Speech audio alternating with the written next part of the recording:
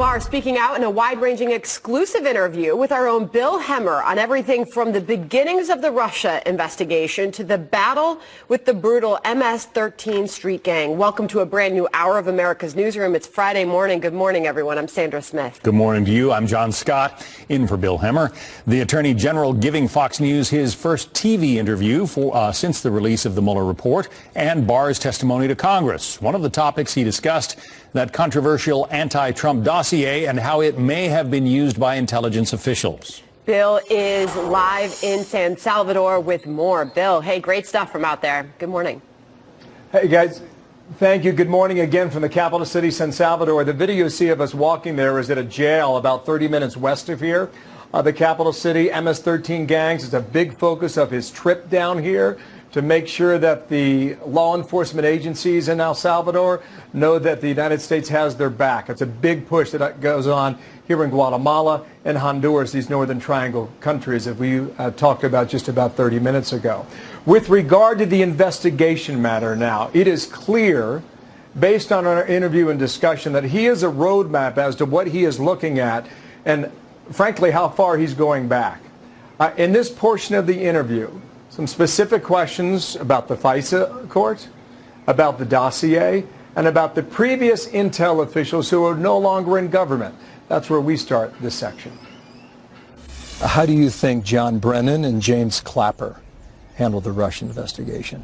Well, again, I don't want to speculate about the facts because I don't know the facts at this point. At all?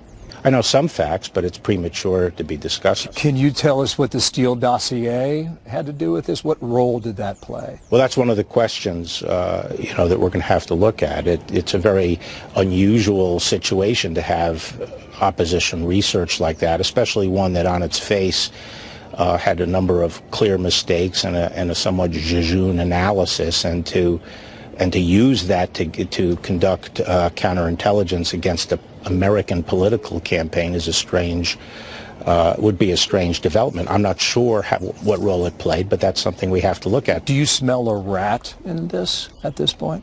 I don't know if I'd describe it a rat. I would just say that the answers I'm getting are not sufficient.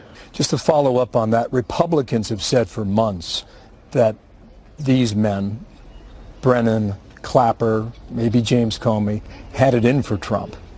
Do you think that's true? Again, I'm not going to speculate about their motives. In the period of time between Election Day and the inauguration, did anyone in government or in intelligence, did they take action to justify their decisions? Between Election Day, did you say? Between Election Day of 2016 in November and Inauguration Day. I think there were some very strange developments during that period. That's one of the things we want to look into. Such as? Such as the handling of the meeting on January 6th between the intelligence chiefs and the president, and the leaking of information subsequent to that meeting. Was that meeting in New York City? Yes. In Trump Tower? Yes. What questions do you have about what happened that day? Again, I'm not going to get into that. But it's on your mind. That's one of the things we need to look at. Can you characterize how far advanced you are in understanding that meeting? We're still in the stage of gathering all the information. And the reason why that's all important, if we go back in time, in January of 2017, you're within that period before the president sworn in.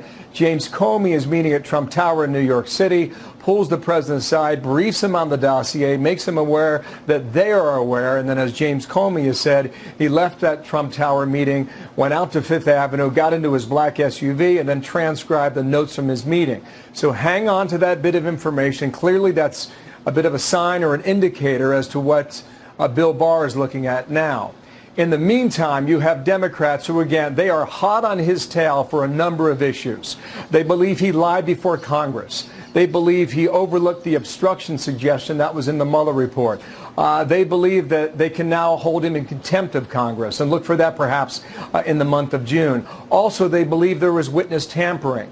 Specifically on that question, as it relates to the former lawyer for the president, Don McGahn, when posed with that question about whether or not he considered witness tampering once he got the Mueller report, Bill Barr explained his decision this way.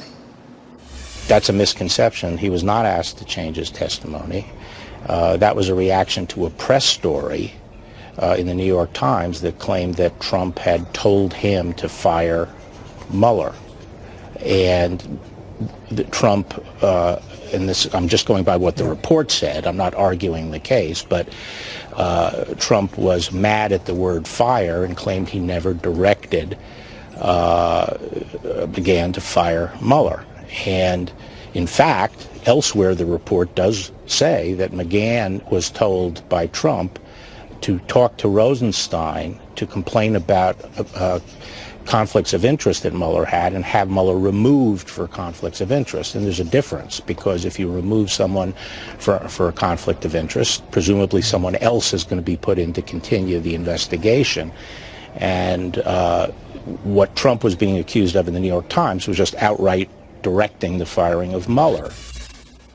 And there's another aspect of this, too. Remember, Democrats claim that Bill Barr held the Mueller report back, put out his own principal conclusions first to try and spin the story in the favor of the White House and the president.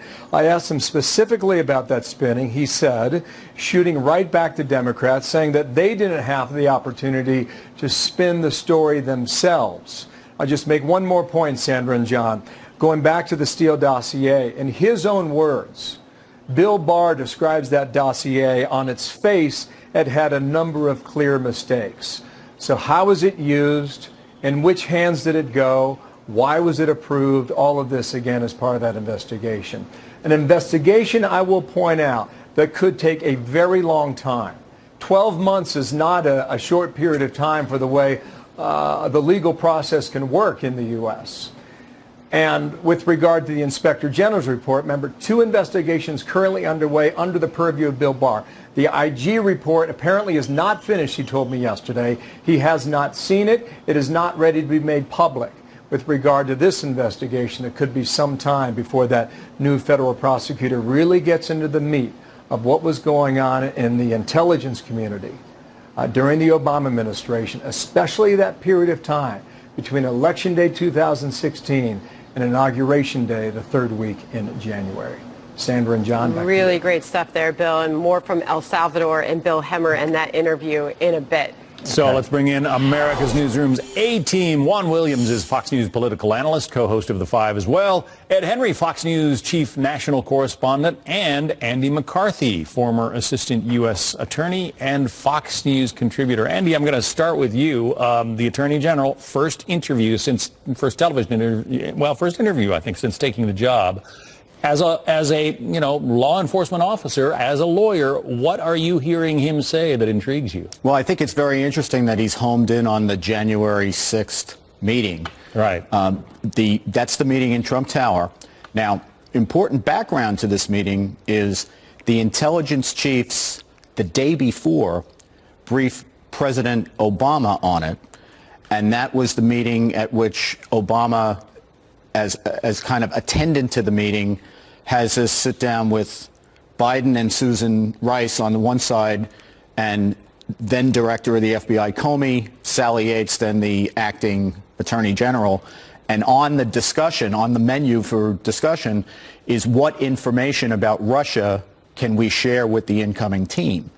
So I think it's very interesting that the next day, Comey goes up to Trump Tower with Brennan, Clapper, I think the head of the NSA as well, and they give the president-elect, in addition to a summary of the intelligence assessment that Russia interfered with the election, they also give him a very abbreviated briefing on the Steele dossier. In fact, I think it's almost it's incorrect to call it a briefing on the dossier, because the sliver that Trump is apparently told about is the salacious allegation about the prostitutes in the hotel in Moscow. What Comey doesn't say to him is, oh, and by the way, Mr. President, since October we've been in the FISA court. We told the judge that your campaign was conspiring with Putin to undermine the election, so we just wanted to... And we were surveilling one of your advisors, Carter Page, oh, by the way. And details of that meeting almost instantly leak. Right. And so who was spinning it then? But I want to go back to what Andy was saying about the day before the Trump Tower stuff. What does President Trump what does President Obama, who was in office at the time on January 5th, what did he know about the extent of it, the surveillance of Carter Page and other aspects of it, how the dossier was used? And remember, another part of what Andy is saying, to continue Bill Hemmer's fine reporting, which is a couple weeks later, as the inaugural is about to happen on January 20th, I believe, there's an email that Susan Rice puts out for the record within their internal system there that's come out, in which she refers back to that earlier January meeting and says, we just, to be clear, we did everything by the book. Like, let's get this on the record on January 20th before we leave. I think that's the key. Bill Barr is now trying to get to the bottom of, was it done by the book, yes or no? Because John Brennan and others have been out there for a long time, beating up on President Trump, accusing him of treason and all these other things. Now what they did behind the scenes is finally going to come out. I want to get Juan Williams in here to repeat what we just heard Bill Barr respond to Bill when he asked, do you smell a rat in this situation? He responded, I don't know if I would describe it as that. I would just say that, the answers I'm getting are not sufficient. He says that multiple times in this interview, that since he has taken this position, he has more questions now than when he started. I don't understand what's going on. I mean, I'm listening to all of this, and my thought is also now it's not about spying, which is the word he used before Congress, that the Trump campaign was spied on. Now he's talking about what happened on January 6th at a meeting and whether or not there was sufficient briefing of the incoming president by the outgoing team. To me, this is... He says he's asked questions about that, and the answers he finds are not sufficient. Well, I mean, there's so many investigations already ongoing, Sandra. The IG investigation, there's another investigation. He's added a third layer to that.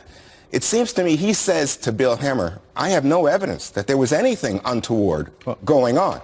And what you have is you have the current FBI director, Chris Wray, a Trump person, saying no evidence of that. James Baker, who was the FBI lawyer at the time, has now repeatedly said nothing of this kind was going on. So you have people now locked in the weeds, searching for Number one, something. Bill Barr is not backpedaling on the idea that they were spying. I get that it's confusing, that there's a lot of elements to it, but I think what's key here is that Bill Barr was telling Bill Hemmer that this January time period during the transition is important because, among other things, he's trying to figure out whether John Brennan and others were covering their tracks in January, James Comey, about what they did before the FISA court. Well, there's nothing. The other thing is that what they brief him on is the predicate for the FISA surveillance. So it's all intermingled with the dossier is not the sole predicate. I mean, they wouldn't have had probable cause. That's up to you, but I'm just telling you, that's what they say. The FBI says that. No, you have the spying. Testified. You have Papadopoulos saying that the Russians have information to share on Hillary.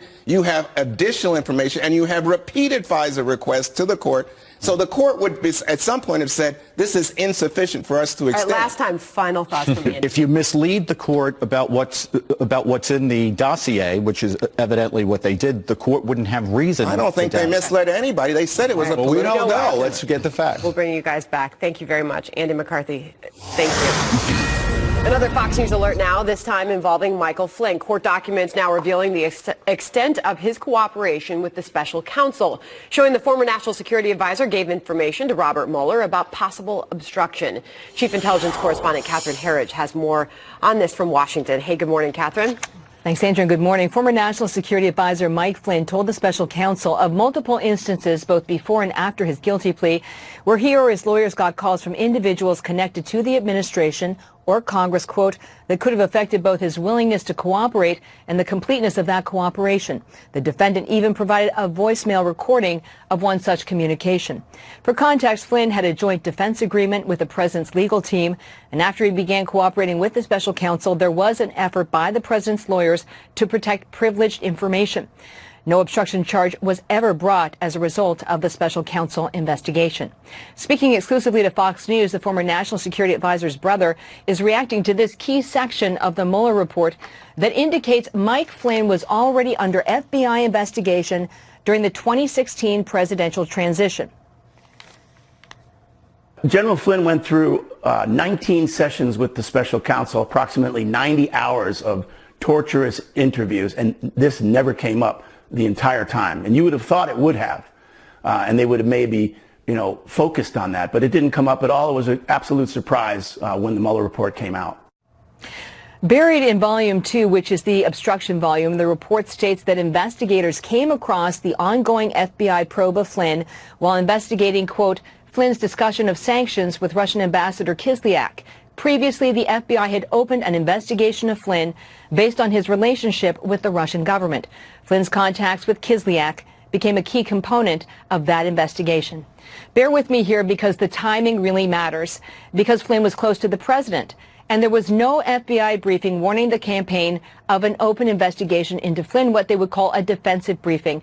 And it was previously thought Flynn's phone calls with the Russian ambassador led to the FBI probe, and now we know that was not the case. The special counsel office declined to answer our questions, Sandra. Catherine Herridge, thank you. You're welcome. Let's bring back the A-team, Juan Williams, Ed Henry, and Andy McCarthy. So apparently the General Flynn was under FBI surveillance much earlier than we had known. Right. And look, you still have to wonder why he lied to the FBI at all. Because if there was no collusion, as it seems the Mueller report found, General Flynn and others should have just been open and said, here was my contact with the ambassador, and moved on. So that's still an unanswered question because we haven't gotten all the details from General Flynn. And then I do think there are troubling questions for the Trump administration about, his cooperation now, it appears, General Flynn, with Mueller about potential obstruction allegations. And maybe that's a part of the Mueller report that we haven't seen, that was redacted. And so what more is there? Again, I think, as William Barr has said, let's follow the facts. There's been too much speculation about this.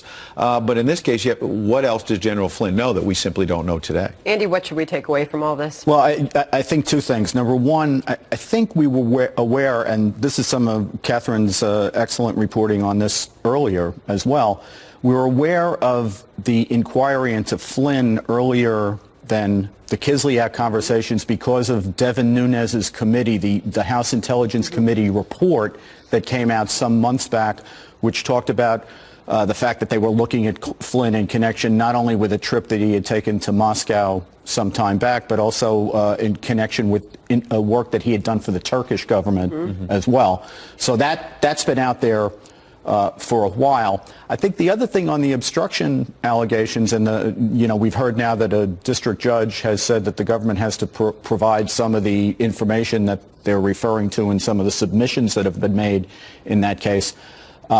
That's the part that I think is most troubling, although one of the things I would point out is while there was OLC, Office of Legal Counsel, Justice Department guidance would not have allowed them to charge a sitting president. If the president, if Mueller found that the president had used emissaries to extend offers or otherwise obstruct the investigation or try to tamper with witnesses, those people could have been indicted. And we certainly know from Mueller's investigation, he knows how to do an obstruction case. He brought a number of them. Juan? Well, I think the key issue here was why were they looking at Flynn prior to the conversation with Kislyak? And I think what you just heard from Andy is the case, that not only had he made a trip to Moscow, I think he is pictured sitting with Putin at a table.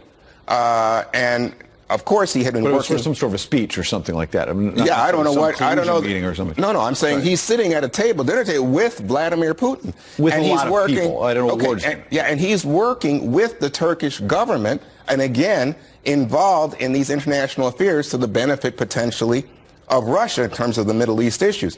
To my mind, what you have here is a situation where there is Russian interference, everybody has confirmed, and you have a legitimate inquiry into how they are, the Russians, going about trying to influence this campaign to benefit Donald Trump and whether or not there are ties to individuals in the Trump campaign. You'll recall that even at the very end, President Trump is saying to Jim Comey, can you go light on Mike Flynn?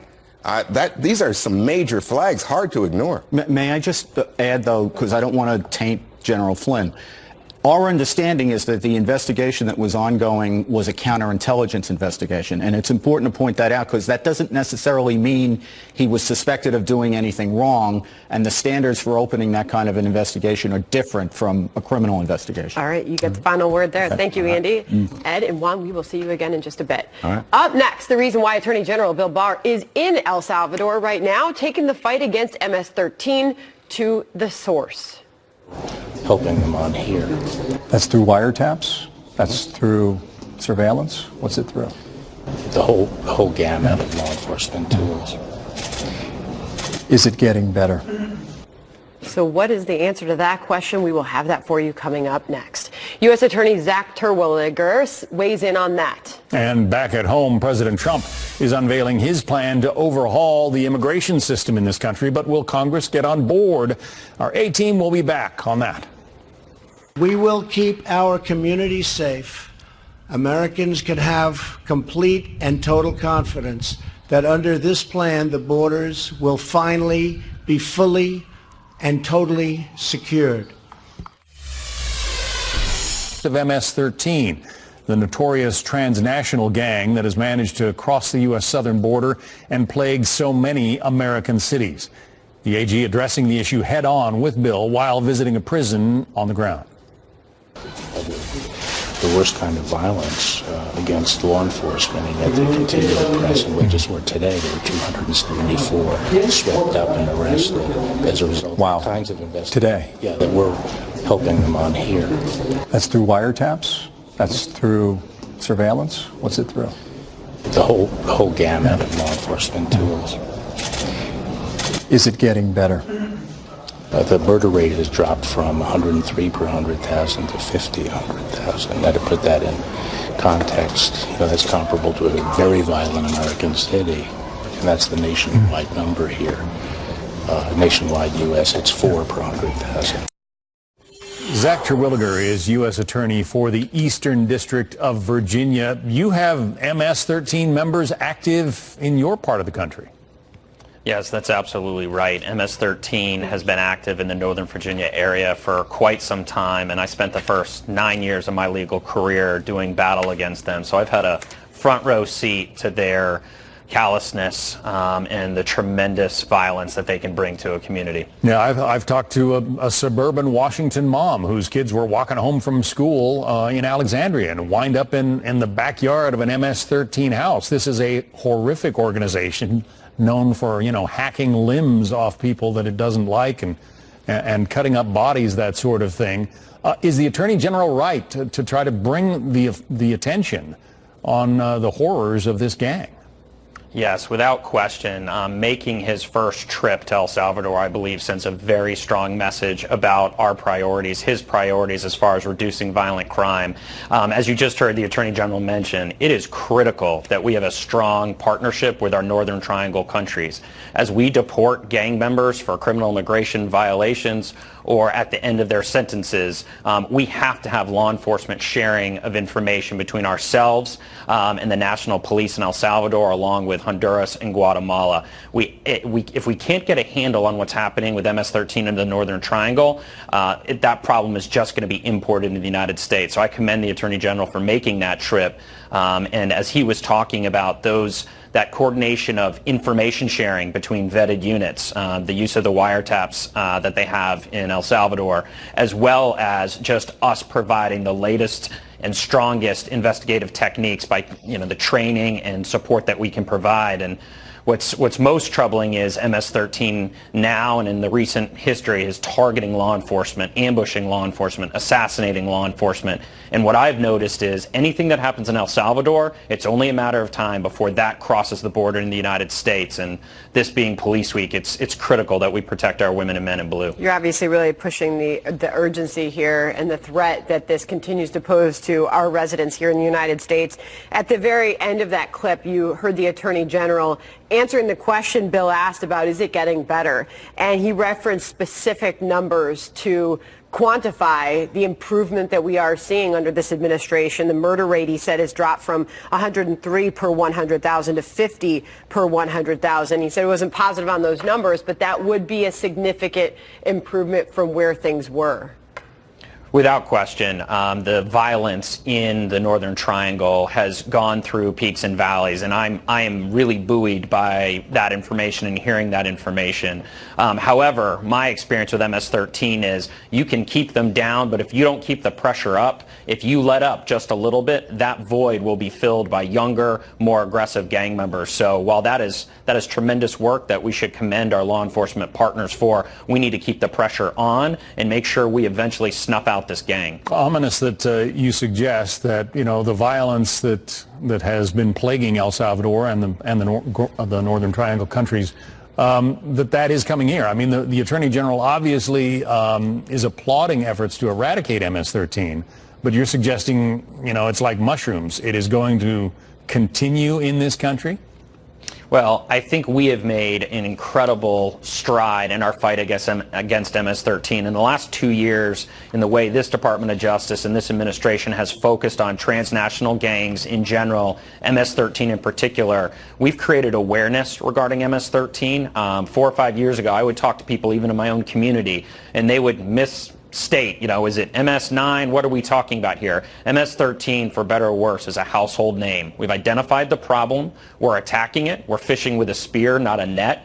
And we're been giving the tools in terms of additional prosecutorial resources, prioritization by Homeland Security and the Department of Justice and the FBI to go after these gang members, and that's what we're doing, and I think we're having unprecedented success. My only point is we have to keep up the pressure. We can't rest on our laurels now. We need to keep driving because, in my experience, if we don't do that, it will crop up again. Sounds like this Justice Department is doing that. Zach Terwilliger, U.S. Attorney for the Eastern District of Virginia. Thanks. Thank you, Zach.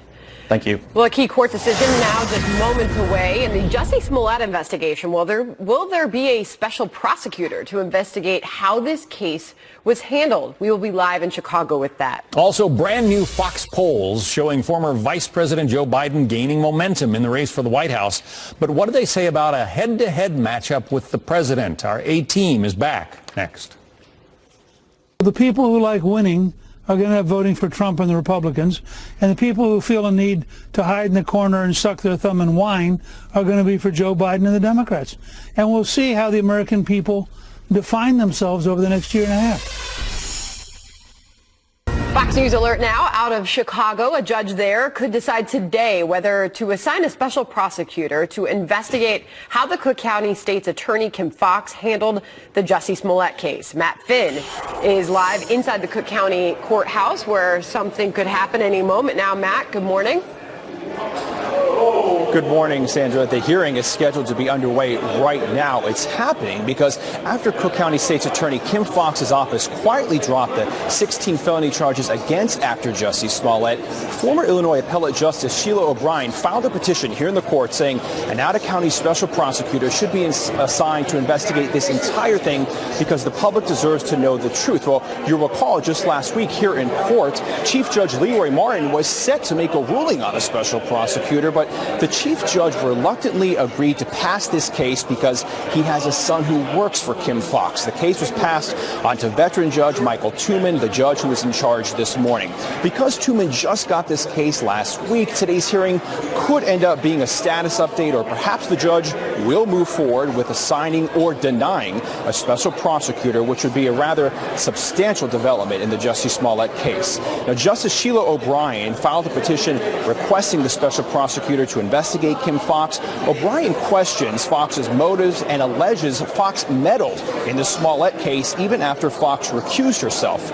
Foxx later admitted she never legally recused herself. O'Brien also asked Kim Foxx why she did not comply with Illinois law, which indicates that when Kim Foxx claimed she recused herself, a special prosecutor should have been assigned at that moment. Kim Foxx has argued that the special prosecutor was only necessary if she became sick or was unable to fulfill her duties. Well, Justice O'Brien argues Kim Foxx admitted she was unable to fulfill her duties when she recused herself, and that is when a special prosecutor should have been assigned from the start. So we're about to watch this hearing and see what happens, Sandra, and we will update you throughout the day. Thank you, Matt. We'll get back to it as the news warrants. 23 Democrats now are running for president, and Joe Biden leaving his rivals in the dust, leading the race for his party's nomination by a wide margin. The brand new Fox News poll also showing Biden could beat President Trump in a hypothetical matchup in 2020.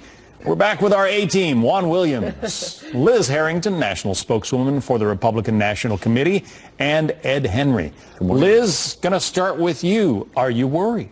No, not at all. And I think we should keep in mind that polls almost always oversample Democrats. And no offense to the Fox poll, but this poll as well polled 8% more Democrats. So when you ask 8% more, you're likely to have the Democrat winning by 8 points or so. But Joe Biden has a record to run on as well, and it's not a good one. He's been in the swamp for 44 years. He's never delivered for the middle class. And meanwhile, President Trump's only been there for just over 2 years, and we see this great reemergence of the middle class in our country with the booming economy. Well, what we can do is look at the polling that we have, and this is some of the latest on Joe Biden. On his way up, he is leading by double digits to Bernie Sanders, 17%. He's way up there, 35% right now, Juan. Elizabeth Warren's in single digits at 9%. Pete Buttigieg, Kamala Harris, and Beto O'Rourke polling 4%.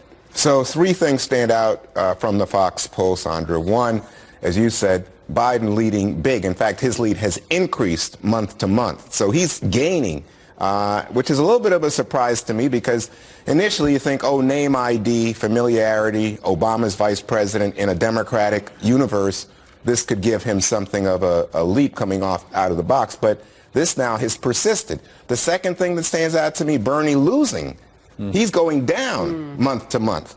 So I don't know if that is if he's losing some of his. You think Biden's the best shot that your party has at beating? Well, no. Again, the question I think for Democrats at this juncture is who can beat Trump, and apparently the consensus is it's Joe Biden. The third thing that stands out to me is this. Isn't it interesting that both Elizabeth Warren and Pete Buttigieg have edged up? They both moved up. Beto O'Rourke and the like have gone down. So those are the headlines out of the Fox poll. Look, worth pointing out we're a long way from 2020. We are. And look, Axios had a story this week that made me chuckle because it said that Biden's internal strategy is to take this big lead and have an air of inevitability and make it a general election early. And I thought, where did I hear? Oh, Hillary Clinton had an air of inevitability. And I still don't think the Democrats have learned that lesson. Yeah. Very interesting. Well, Laura Trump from the Trump campaign joined us earlier on this program, and I asked her about Joe Biden, whether or not they see him as their biggest threat. Here's Laura. None of these people feel like a huge threat to me. The reality is the people in this country in 2016 chose Donald Trump, who had never been in politics before, who they really didn't know how he would perform, to be our president. Whereas all of these other people, even Joe Biden, do a lot of great things for this country, and we didn't really see that. So we still maintain we feel very comfortable, no matter who the candidate. Ed, throw up the latest polling on that. And if Joe Biden were in a head-to-head matchup with Donald Trump right now, it reveals that he would beat him by 11 points. Bernie Sanders also would beat Donald Trump, and Elizabeth Warren as well. Yeah, but back to my point, which is that I can go find you dozens of polls that Hillary Clinton was going to beat Donald Trump by 5, 10, pick your points. And she did. She didn't win the election. No, popular vote is what the polls tell you. Yeah, and the popular vote, the polls tell you about the popular vote. And guess what? Donald Trump won the White House. And so to John Scott's point, I think it's early. I think Joe Biden has gotten out to this early lead largely on name ID, as Juan said, but also because I've been talking to a lot of senior Democrats in private who say they are lawmakers and others say they are very alarmed by AOC and Bernie Sanders and the others who have gotten the early attention and pushing socialist policies. It's gotten rank and file Democrats very nervous that Donald Trump would beat someone hard left really bad. And so they're coalescing behind Biden. Biden is falling right in line with AOC. He says, oh, I'm not middle of the road. I want a revolution on climate change, whatever that means. He's already adopting these far left policies. We're going to see that plan. I bet you it's going to be socialist, just like the Green New Deal is. Liz Harrington, Ed Henry, Juan Williams, always a pleasure. Thank you. Happy Friday. Happy weekend. Have a great weekend. All right. Well, the White House putting the brakes on a high-speed rail train in California, while the Trump administration says the Golden State did not hold up its end of the deal. And Chicago is the first major city to have a Netflix tax. How does it work, and could it be coming to your town next?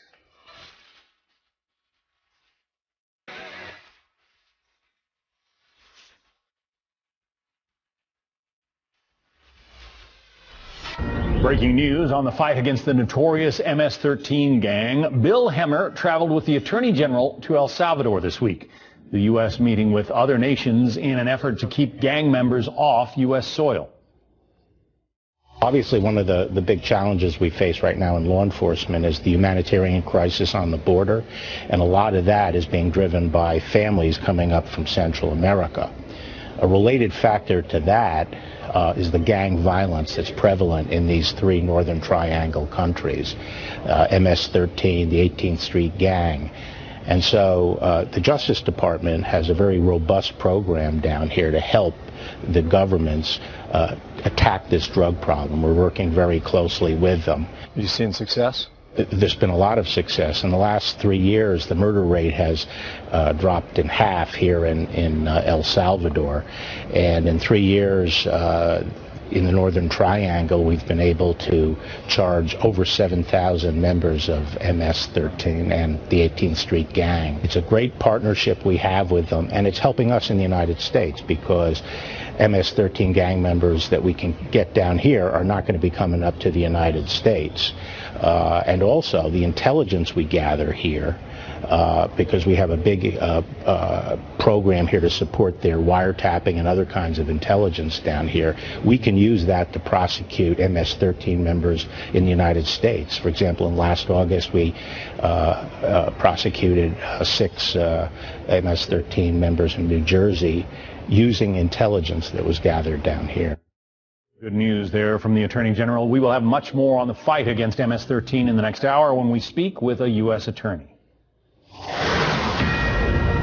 If adopted, our plan will transform America's immigration system. The biggest change we make is to increase the proportion of highly skilled immigration from 12% to 57%.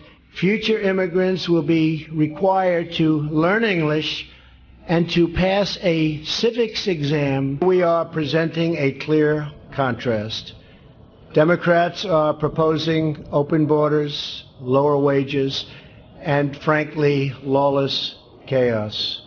We are proposing an immigration plan that puts the jobs, wages, and safety of American workers first. Well, that was President Trump unveiling a plan to overhaul our immigration system centered on border security and a merit-based system. The proposal drawing quick criticism from Democrats on Capitol Hill and ramping up the border battle ahead of the 2020 presidential election. I'm joined now by Lara Trump, senior advisor to the Trump 2020 campaign. So is this a real solution? Good morning, Lara. Good morning. Or is this a 2020 campaign pitch? The president has been talking about fixing our broken immigration system for so long. And I think the whole point of what he's saying is we want to give people coming into our country, we want to give legal immigrants the best chance possible. It's good for our country to have people who are skilled workers or have certain education that will benefit our country. But for them, too, why would we want people to come here when they're not sure if they can succeed? It taxes already our overtaxed system here when it comes to our welfare system and that sort of thing. But let's give these people the best chance possible to succeed in our own country. That didn't stop Nancy Pelosi from her very open criticism following the president's proposal yesterday. Here's the speaker. I want to just say something about the word that they use, merit. It is really a condescending word. Are they saying family is without merit? Are they saying most of the people who have ever come to the United States in the history of our country are without merit because they don't have an engineering degree? She called it condescending. She talked about the idea of merit, non-merit. It means merit in the eyes of Donald Trump, she said. So without Democrats, what can get done?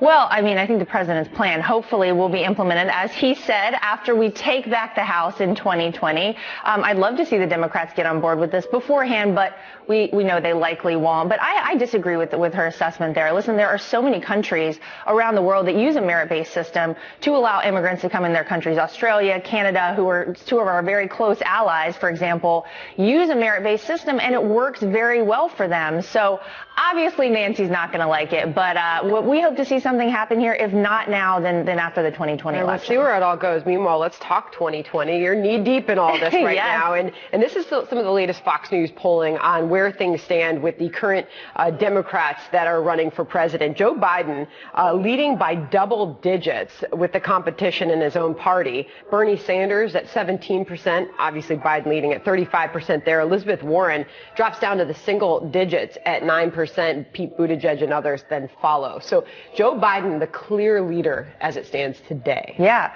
I mean, I don't find that surprising. First of all, he was the last person to get in the race, so he does have a little bit of a boost from that. He was our vice president. He has great name recognition with people. But you know what? Out of all of these people, he might be one that I think independents and more moderate Democrats can get behind. I think a lot of people in this country are going to have a hard time getting behind someone, like Bernie Sanders or someone who is running on a more far left platform like socialism. So maybe that speaks to the fact that he might be doing something right in the eyes of Democrats. In a head-to-head matchup, here's where things stand. Biden, Sanders, Warren, all beating Donald Trump if the election were held today. So does Trump 2020 see Joe Biden as the biggest threat? Bernie Sanders, also in that poll, would beat the president, and Elizabeth Warren as well. Well, Sandra, I say this all the time. None of these people feel like a huge threat to me. The reality is the people in this country in 2016 chose Donald Trump, who had never been in politics before, who they really didn't know how he would perform, to be our president. And he has performed extraordinarily well. He has delivered on all the promises he made to the people of this country. And you see it in evidence every day with our economy, with the unemployment numbers. And so he has real results to show here, whereas all of these other people, even Joe Biden, had 8 years under the Obama administration to do a lot of great things for this country, and we didn't really see that. So we still maintain we feel very comfortable, no matter who the candidate, but it certainly does look like it could be Biden or Sanders at this point. Well, we'll see. It's still early. Very right? early. But meanwhile, a really interesting question posed to those that were polled about what Democrats prioritize as far as running against this president. The biggest priority for them is, can the person that they support beat Donald Trump? It is the clear winner in this poll. 73% put their priority importance in that issue ahead of high ethical standards, track record, new ideas, Laura. That's the most important factor. That's a little bit sad, isn't it? Shouldn't you want somebody that you think can run the country well, that's going to do the best job at being president, not just beat Donald Trump? But I think it actually speaks to the fact that there are still a lot of people out there that are very upset that Hillary Clinton did not win in 2016. So maybe that's What's the message for the 2020 Trump campaign right now? I think our message is look at your life. Is it better now, and will it be better in 2020 than it was before Donald Trump took office? I think a lot of people will say it is. Laura Trump, great to have you here this morning. Thank you. Come back soon. Thank you. John? Back to our top story of the day. The Attorney General, William Barr, not mincing words about all the heat he's taking from many Democrats. The House Speaker, Nancy Pelosi, she believes you lied under oath. What do you think of that charge? Well, I think it's a laughable charge. So what's the next move for Speaker Pelosi and House Democrats? We will